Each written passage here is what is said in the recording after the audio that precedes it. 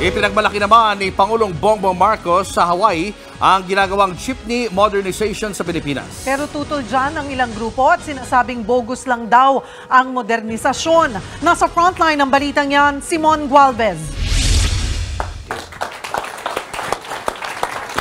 Mismong si Pangulong Bongbong Marcos, ibinidas Oahu, Hawaii sa Amerika ang jeepney ng Pilipinas. Meron pa nga siyang bit-bit na laro ang jeep. These are jeepneys.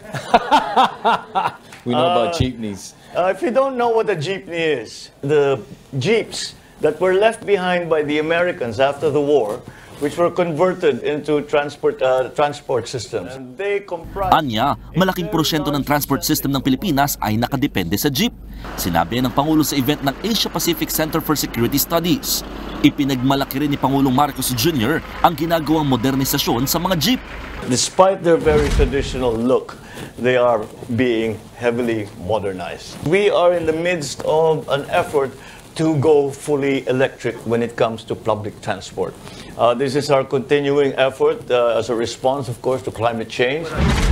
Sa kabila niyan, iba ang tingin ng ilang grupo kaya gustong i-modernize ang mga jeepney. Ayon sa Gabriela Party List, bogus ang modernization program ng gobyerno dahil gusto lang daw talagang kunin ng mga korporasyon ng ruta ng mga public utility vehicles o PUV. Pabigat lang daw sa mga operator ang uutanging pera para magkaroon ng modern jeep. Aabot kasi sa 2 milyong piso ang kada unit ng modernong jeepney. Samantalang 250,000 pesos lamang ay meron ka ng traditional na jeep. Ganyan din ang ipinunto ng mga nag-rally kaninang operator.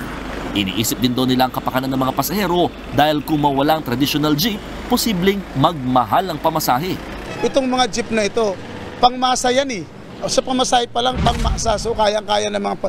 Once na pumunta tayo doon sa modernization, yung sinasabi nila na minimum, darating ang araw kung sakali man mangyari ang phase out, yung minimum nila na 14, may magagawa pa ba ang pasaheros dyan? Gawin nilang 20-30 ang minimum.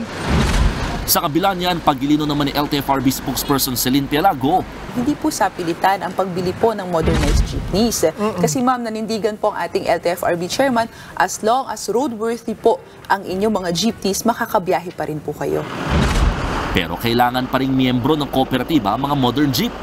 Nauna nang iginiit na ahensya na sa pamamagitan ng PUV modernization, matatanggal ang boundary system at hindi na kargo ng mga driver ang maintenance ng mga jeep. Nagbabalita mula sa frontline, Mon Gualvez, News 5. Mga kapatid, Julius Babaw po. Huwag maging huli at maging una sa lahat ng balitaan. Para sa tuloy-tuloy na talakayan sa frontline, mag-follow at mag-subscribe sa social media pages ng News 5.